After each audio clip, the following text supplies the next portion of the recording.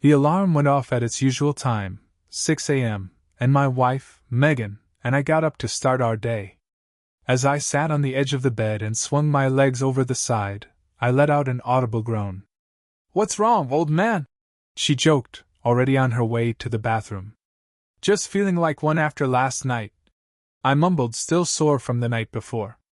I could hear her laugh echo from the bathroom while I sat there, thinking about how intense and passionate things had gotten between us. The night had ended with a particularly sensual moment, one of those times that lingered in your body and mind.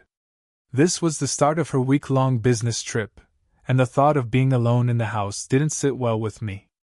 The sound of the shower was tempting.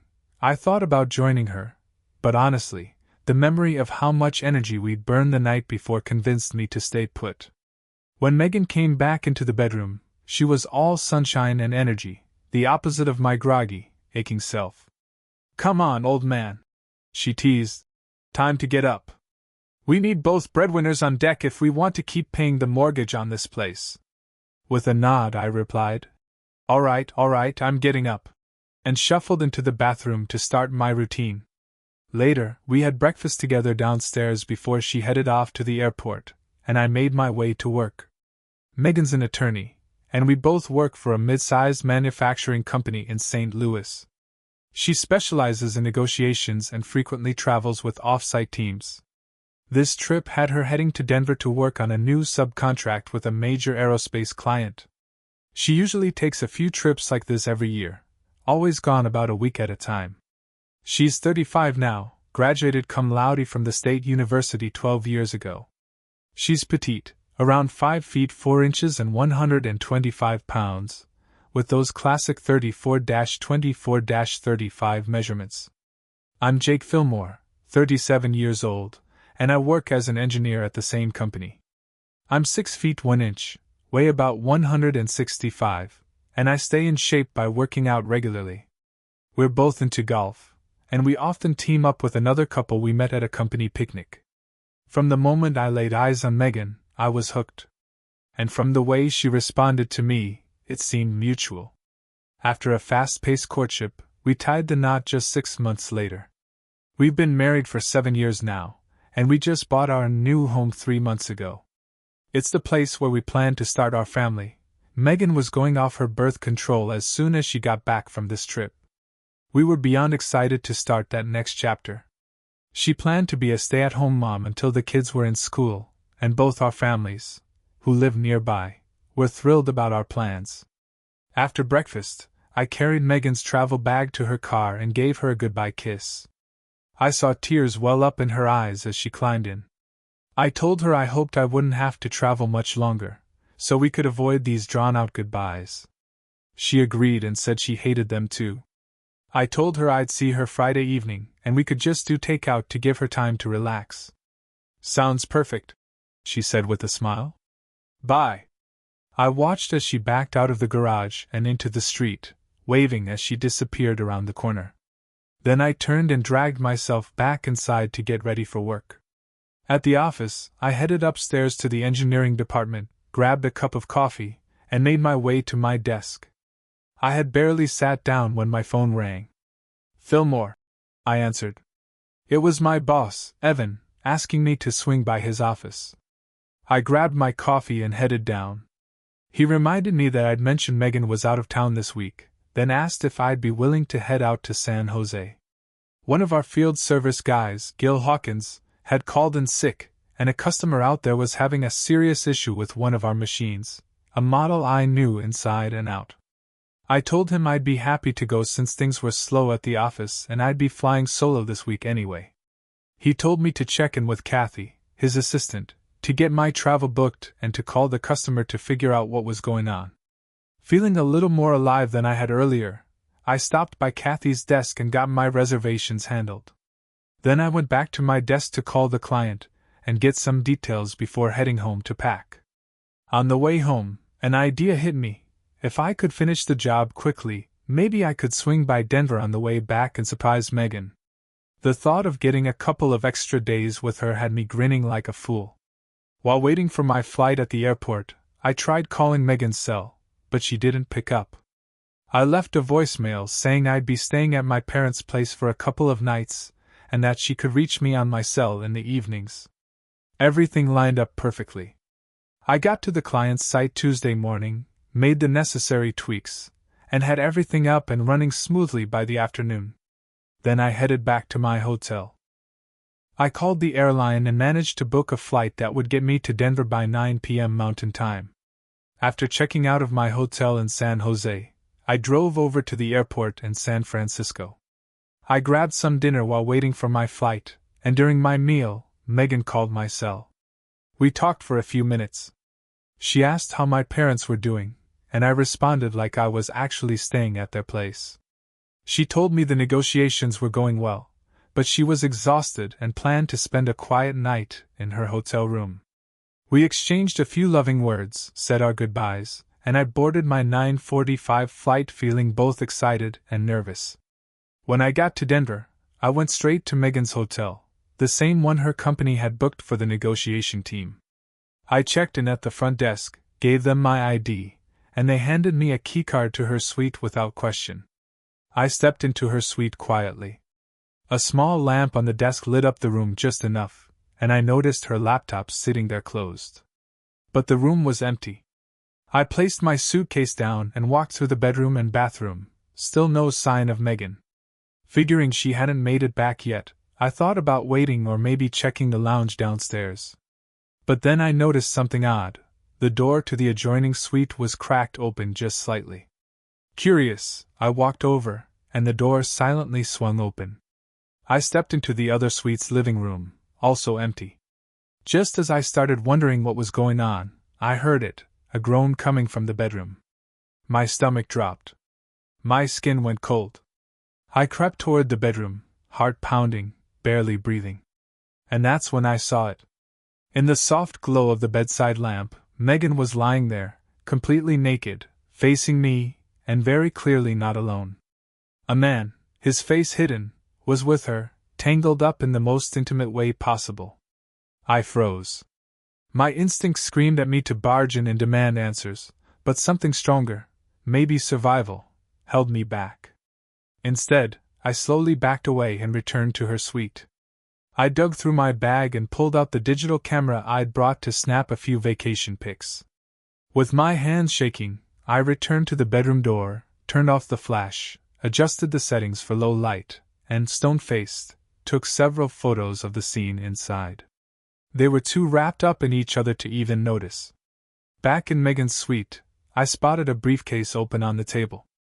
Lying on top was a business card, Sam Harris, Chief Negotiator, our company's lead for this project. I slipped the card into my pocket. I connected my camera to her laptop using the cable I always kept in my bag. We both had the same photo software, so it took me no time at all to upload one of the pictures and set it as her desktop background. Then I packed up my camera, zipped up my bag, and walked out. Just before I left, I heard her cry out, right in the middle of it. That was almost too much. I felt like I might collapse right there in the hallway. But I didn't.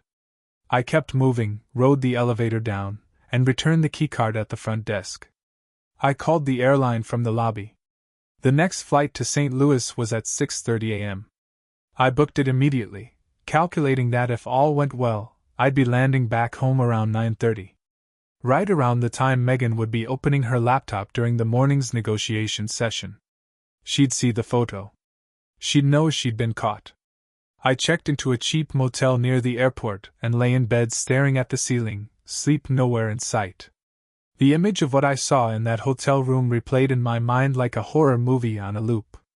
At some point I broke down. The pain overwhelmed me, and I cried until I had nothing left. By 5 a.m., I was up, emotionally drained but clear-headed. I was done. This marriage was over. When I landed in St. Louis and got to my car, my phone started buzzing. It was Megan. I let it ring. Then the house phone rang as soon as I walked in. Same name on the caller ID. I let it go to voicemail. Her voice came through the machine, already cracked with sobs. She was crying, begging me to call her, saying we needed to talk and that it was important. I didn't pick up. Instead, I changed clothes, rented a U-Haul, and got to work. I figured she'd be back by 4 p.m., and I wanted to be long gone by then. It took a couple of hours, but I managed to move all of my personal stuff into a storage unit. Before I started loading the truck, I called our attorney and scheduled a meeting for later that afternoon. I wanted to get the ball rolling immediately. I met with our lawyer that afternoon and told him I wanted to start divorce proceedings immediately. While I could have cited infidelity, I decided to go with irreconcilable differences, for now. If Megan ended up fighting the divorce, I'd use the real reason. I also asked him to draft a new will, making my brother the sole beneficiary. Next, I stopped by the bank and transferred half of our savings and checking funds into new accounts under my name only. After that, I called my investment advisor and had him do the same with our joint accounts. I hated that it had come to this, but I wasn't about to get blindsided financially. With everything set, I drove over to my parents' house, suitcase in the back seat. The front door was open, and as soon as I stepped inside, my mom spotted me. "Jake! Where have you been? Megan's been calling here nonstop looking for you. Did you tell her you were staying here?" My dad, retired and already curious, joined us as I dropped my bag and sat down. I took a deep breath and told them everything. Megan's affair. What I saw in Denver. How it was over. They were floored. I asked if I could crash there for a few days while I searched for a furnished apartment. Without hesitation, they said yes. Turned out my timing was spot on, because around 6 p.m., just as we were sitting down to dinner, the doorbell rang. My dad answered, and a minute later he returned, with Megan. She looked awful. Eyes red, face pale, clearly shaken. "Why haven't you answered my calls?" she asked, her voice cracking. "We need to talk." She told me she'd seen that I moved out and saw the photo I'd left as her desktop wallpaper. I replied flatly, "I figured you'd show up here eventually." Then I told her we could go talk somewhere else, just to get her out of my parents' house. But I made it clear, I wasn't her sweetheart anymore, and I had nothing left to say. I told her I'd already started divorce proceedings, and from now on, anything that needed to be said could go through our attorneys. What I witnessed in Denver had completely shattered what I felt for her. There was no fixing it. She begged me to talk, tears running down her face, but I shut her down again. I didn't even bring up the affair directly. I didn't need to. I told her I had photos. That I'd be having a word with Sam Harris the next day. Still, she kept pushing. I finally suggested she write me a letter, lay it all out. Explain how she could justify breaking our vows. I said, "You're a sharp lawyer. Maybe you can spin it so it's somehow my fault. Maybe you could even convince yourself that you still love and respect me." She turned away, sobbing. At the door, she looked back one last time and pleaded again. "Goodbye," I said. And then she was gone. My parents just sat there, stunned. My mom finally spoke up, saying my response had been a bit harsh. "Harsh?" I said. "She's the one who blew up our marriage in a hotel bed. You think I should still want kids with her? Grandkids from a woman who did that?" My dad chimed in, trying to offer a little hope. "Maybe, with some time, you'll feel differently." "I doubt it," I replied. "Let's change the subject. I'd like to keep my food down."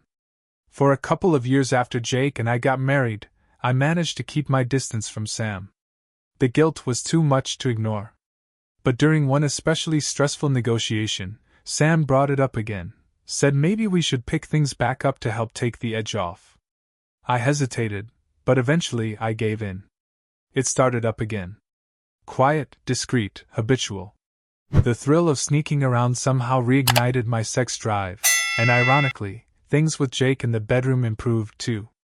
I convinced myself it was harmless. That it was helping both sides of my life. That lie helped me sleep at night. On the first night of this trip, I didn't see Sam. I was wiped out after dinner and turned in early. But after the first full day of negotiations, I told him I'd come by his room the next night. That next morning, everything changed. I opened my laptop to get some files ready, and froze. There, staring back at me from my desktop, was a photo. At first, I couldn't even process what I was seeing. Sam, sitting next to me at the table, slammed the laptop shut with a sharp curse. We carried it into the hallway to avoid drawing attention. "What the hell kind of picture is that?" he snapped. I don't know," I stammered. "It wasn't there last night." Still stunned, I suggested we open it back up to see exactly what we were dealing with. The picture loaded again, and this time, Sam really looked at it. "That's you," he said flatly. "And it's probably me." The image didn't show his face, but the implication was clear. And there I was, naked. Exposed. "Is it possible someone accessed your laptop?" I asked, panicking. "It never left my sight," he said. "It was with me the whole flight, and in my suite while I was in yours." I asked if the door to my room had been locked. He assumed it had been, but now neither of us was sure. I told him to head back to the hotel and check with the front desk to see if anyone else had accessed his room the night before. I'd figure things out on my end. Then I told him to try calling Jake, see where he was last night. "He was at his parents' place," Sam replied. "I talked to him." I asked if he'd called the landline. "No, he told me to use his cell," he answered. That didn't sit right with me. Jake could have been anywhere. "Sam," I said, heart pounding, "what if it was Jake who took that picture? What if that's his way of saying it's over?" Sam's face paled. "Call me if you learn anything," I told him. "And do whatever you can to manage the damage. I'll take care of things on my end." I called for a cab and made my way back to the hotel, barely breathing. Once there, I went straight to the front desk and asked if anyone had accessed my suite last night. The clerk looked it up and confirmed it. "Yes, a Mr. Jake Fillmore checked in at 9:45 p.m. and returned his key around 10:15. That was it. That was all the confirmation I needed.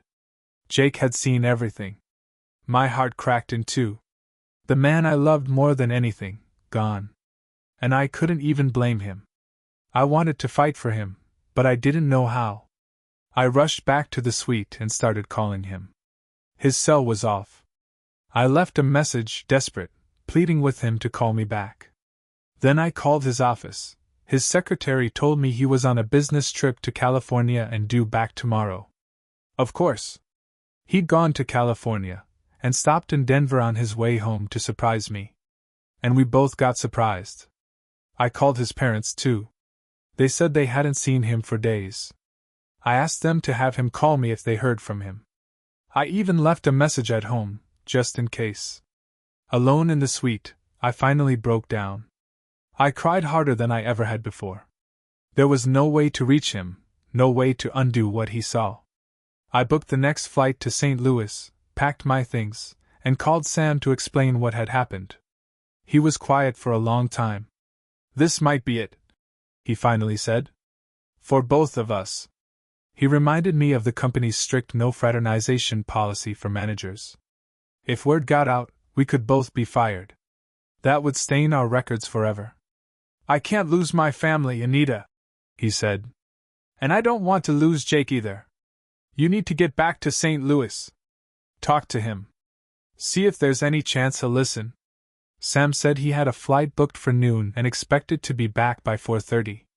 He promised to stay in touch and wait for news from me. We said our goodbyes, and I picked up my bag and laptop, completely unsure of what was waiting for me at home. I rushed down to the lobby, checked out, and took the hotel limo to the airport. The entire ride back to St. Louis, I was praying that Jake would at least let me explain. I had to make him understand that what happened didn't mean anything. It was just closeness. A mistake. Something that didn't affect us. I hoped, desperately, that he could look past the betrayal and see it for what I convinced myself it was, nothing more than a meaningless lapse. But when I got home, reality hit like a punch to the chest. At first, everything looked normal. Then I walked into the bedroom and saw it. His side of the closet, empty. His dresser drawers cleared out. He knew. And he was gone. Panicked, I started making calls. One after another. All of them went to voicemail.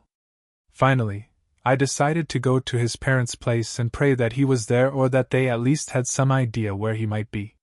He was there. But the way he looked at me, the way he didn't look at me, it was brutal. Cold. Completely devoid of the warmth I used to see in his eyes. He told me flat out that he was filing for divorce. That there was nothing to say, nothing that would change his mind.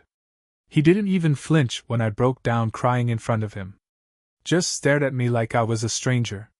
Then he said, almost mockingly, "If you've got something to say, write it in a letter.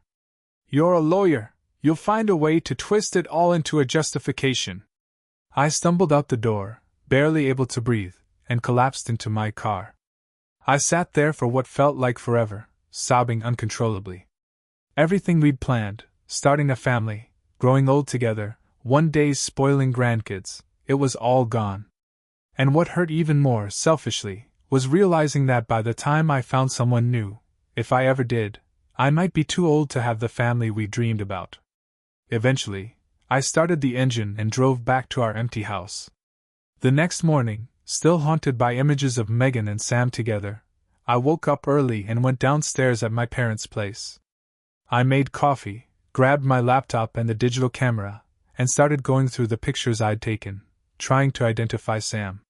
His face wasn't clear in any of them, but in one shot I noticed a detail I hadn't before. His right arm was stretched across Megan's chest, and on it, a tattoo.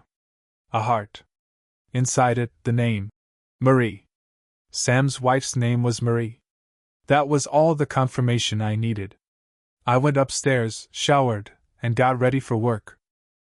By the time I came back down, my mom was in the kitchen cooking breakfast like nothing had changed. Later that morning at work, I burned a couple of CDs with the images, including a blown-up photo of Sam's tattoo. I printed several copies and placed them neatly into a folder. Then I headed to the Human Resources Department.